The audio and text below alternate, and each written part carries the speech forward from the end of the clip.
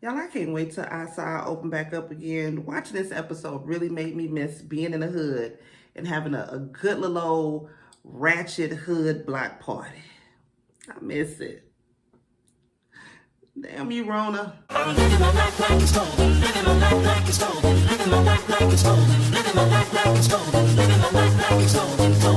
What's going on, everybody? It's your favorite Auntie MoMo, and we are back again for another episode review of Family Reunion Love and Hip Hop. This is season 1, episode 4. Before we get into this review, y'all already know how my church announcements go. Make sure you are subscribed to my channel. Make sure your notification bells are turned on so you don't miss whenever I got some hot fire uploaded for y'all. Okay, I want to remind you guys, make sure you are following me on IG. I'll be posting some hot fire over there. Also, make sure you are tuned in here Sunday nights, 7 o'clock for Real Queens Real Talk. Every Sunday at 7 o'clock, okay? We have our panel where we talk about celebrity news and gossip, all kinds of stuff, okay? Also, if you need some advice, kind of you want to know how to deal with that heifer at work that's getting on your nerves, your baby daddy or your baby mama is getting on your nerves, and you want to know maybe how to deal with your boyfriend's baby mama or your girlfriend's baby daddy, send us an email at realqueensrealtalk@gmail.com and we will answer you live on our show. You can remain anonymous, okay? All that good stuff. I have to get all my little church announcements out the way. Y'all, VH1 took me back, okay? It made me miss, like I said, being on the block, just being really here in Austin. And it normally starts like around spring break and it goes all the way through summer. On Sundays, we would have Givens in the Park on Sundays, okay? Shout out to everybody in Austin. Or if you have been here for Givens in the Park on Sundays, y'all already know how it goes down, okay? We would get dressed up in our finest little itty bitty shit. And we would go out to the park and we would have us a good time. We'd be out there drinking, doing whatever else it is that we do in the cars. They bumping music and all of that. And VH1 just took me back and just made me miss being outside again. And being ratchet and doing hood rat stuff with my hood rat friends. This was a good episode, y'all. I'm appreciating the positivity and the family and just the coming togetherness of this. This is not something that we normally see from VH1. So for me, that is very refreshing, okay? I'm loving this side of Love and Hip Hop. VH1, I don't know if Mona Scott Young had anything to do with this, but Mona, I didn't know you had this in you, girl. No tea, no shade, no pink lemonade. But I didn't know you had positive shit like this in here, you girl. I'm digging this. I'm feeling this. So hopefully y'all are ready for this review because I'm ready to give it to you. So let's get right on up into it, y'all. So we're still at the Black Lives Matter dinner, right? Now this was after Tamika Mallory and my son spoke, right? So they're still at the dinner. Everybody's chopping it up. It's a nice, beautiful dinner. You know what I'm saying? They get to talking about the elections, and you know, Yandy brings up the fact that there was 70 million, I believe she said, people that voted for, you know, President Orange 45, you know what I'm saying, whatever it is you call him. But and then she brought up the fact that somebody at this table, you know, could have voted for him if you even voted at all. You know what I'm saying? The dinner's going nice. It's so beautiful. Everybody has a whole bunch of intelligent shit to say. Then Trick Daddy opens his mouth. Trick Daddy's like one of them niggas, you know, you like him until he try to say something intelligent or he just gets to talking and his whole male chauvinistic, just dumbass niggerdom comes out of him. And he basically believes that a woman can't stand on her own without a man. You know, he feels like women are trying to take over too many things, that we need to calm down. He says as much time as we spend on our hair and our makeup and our nails and our clothes, that basically we wouldn't have the emotional capacity to run the country. Trick Daddy.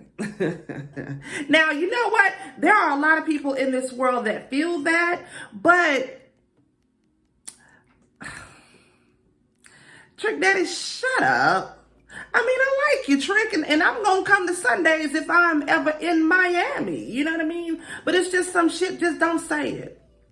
Just don't say it. Just don't say it, Trick. Just don't even goddamn say it, because you're doing too goddamn much. You really are. But like I said, it's a beautiful dinner overall, up until Trick Daddy opened his goddamn mouth and he said that old dumb shit that he said. I was just like, Trick Daddy, just shut up. Even everybody was at the table like, ooh. And Joy was like, he just needs to stop saying.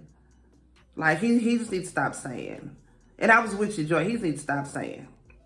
So we got Jock putting together this block party, okay? This was his thing that he was contributing to the weekend of the family reunion, little retreat thing, whatnot, or whatever that they was having, right? And so as he's putting the block party together, Erica ends up coming. Of course, you know, they set it up that way. Like, she was just strolling down the street, and she just so happened to see, oh, hey, Jock, what's going on? So they sitting and they chopping it up. She checks on him about his cousin, Mo. I mean, I don't know if it was his cousin.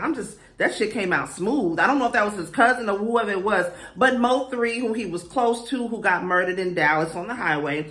You know, he says he's doing good, but it's still hurting him. And of course, you know, the dinner that they had the night before was very heavy, because this is the next morning, by the way.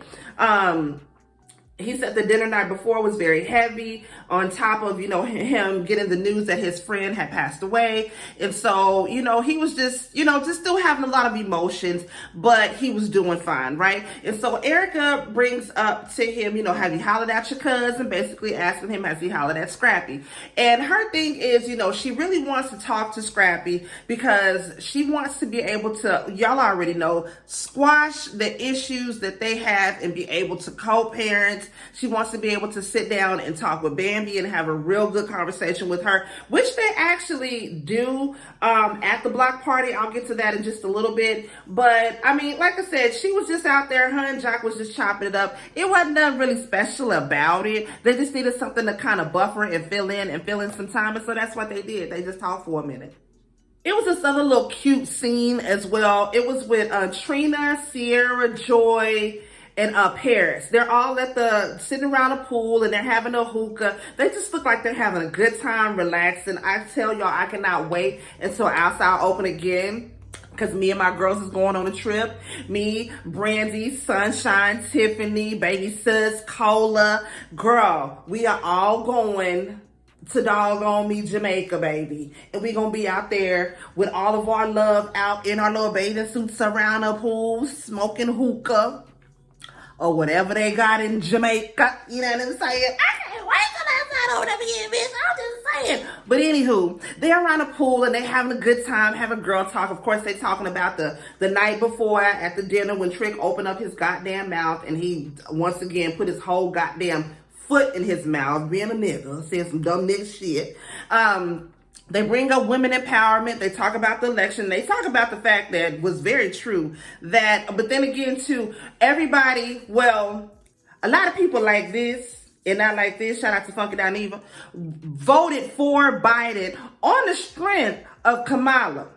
I'm not gonna lie, there was two very hard reasons why I voted for Joe. One, because fuck Trump, I said that. And if this gets demonetized for the win, it is what it is. That's number one. And number two, for Kamala. I didn't vote for Joe. I only voted for Joe because I had to vote for Joe to get to Kamala. That's who I voted for. Shout out to you, girl. That's who I got there and really voted for.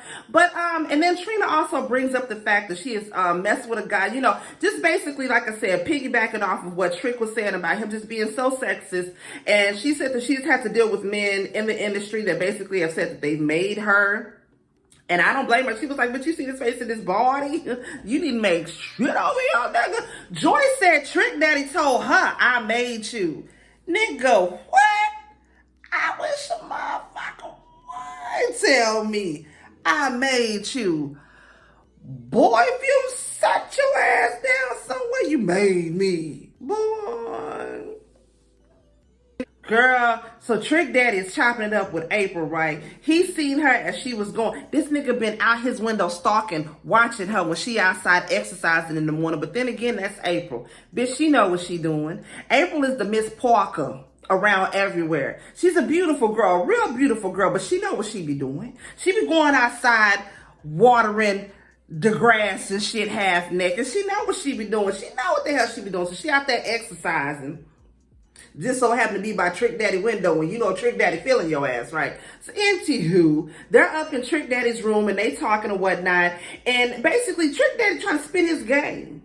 This nigga said, I didn't know if she was Tiger Woods-ish or what. Which, you know, April was offended by that. I would be offended by that too.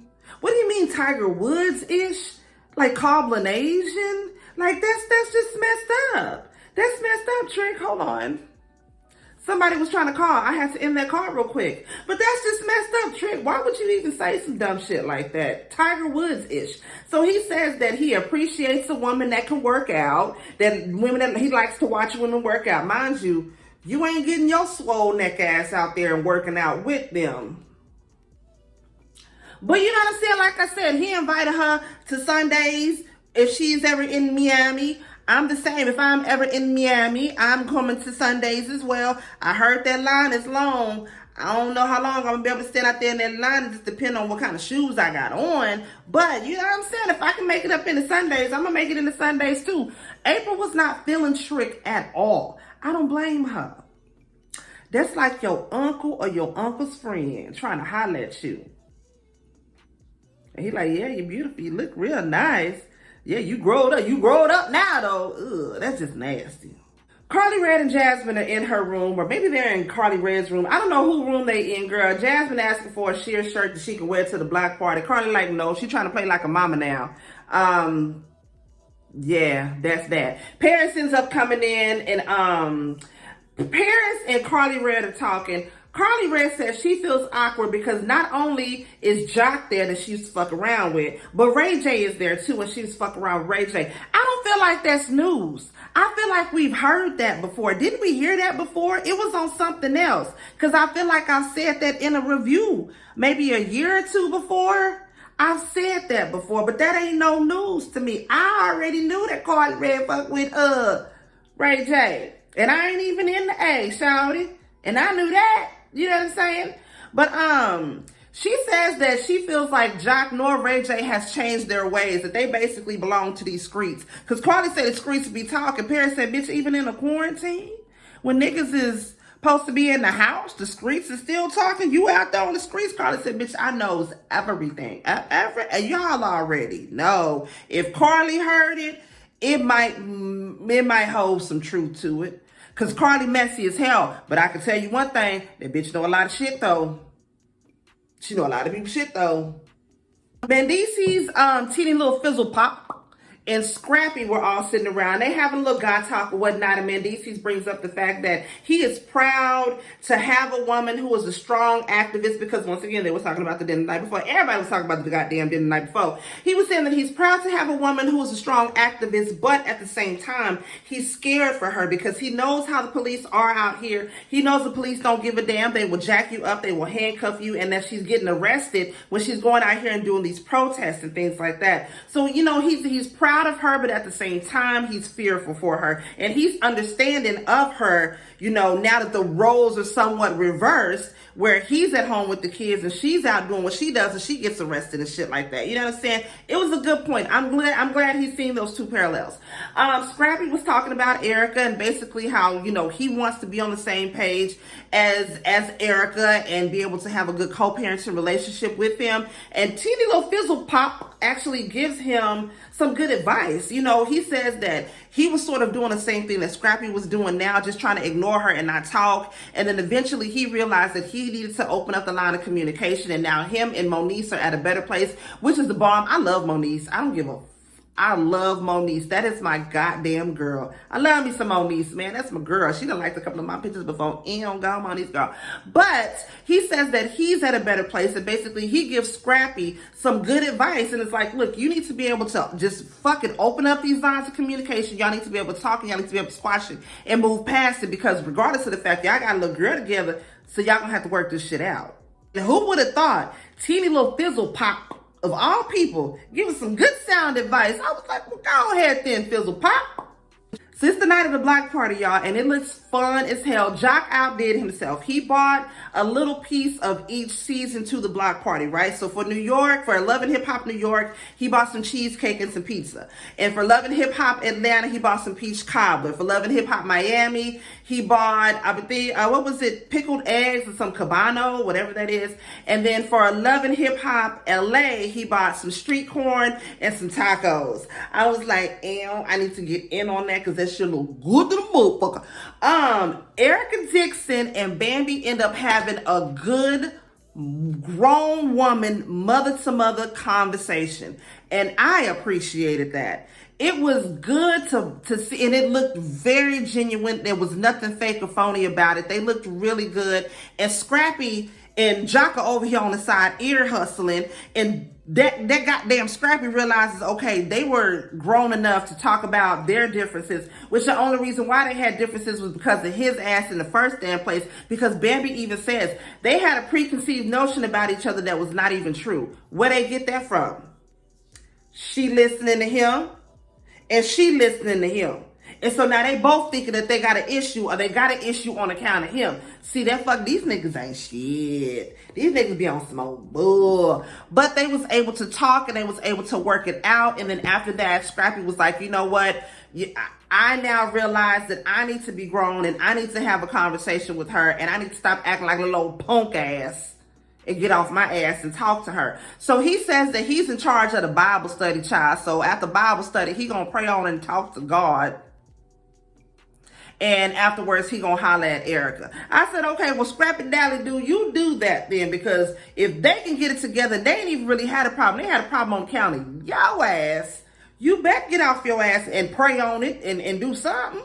So it's the 15-year anniversary of Ray J's One Wish. I didn't know that. I like that song, but I don't want to hear it. That's mean. Is it mean? I don't care. I'm Auntie MoMo. I say what the hell I want to say. I like the song. I do, but I don't want to hear it. I don't want to hear it no more. I'm tired of it. I'm tired of it. I'm tired of it. I hear that song a lot because they played it out on the radio here in ATX. I like the song, you know, one wish, but I just don't wish to hear it again. I really don't. But he dedicated that to the ladies, and it was cute or whatever. I was like, Ray J, you do your thing or whatnot. Child, Jock is slow dancing, eating a piece of cheesecake. Why this nigga Trick Daddy was like, nah, Jock, that ain't how you do it. He grabs him a piece of cheesecake and performs cunnilingus on the cheesecake. I was like, is he performing cunnilingus on the cheesecake? Yes, he is. And it was quite nasty. Like I said, Trick Daddy is that old uncle's friend that's just in the back staring at you with his pants unzipped. Ooh, that shit was nasty.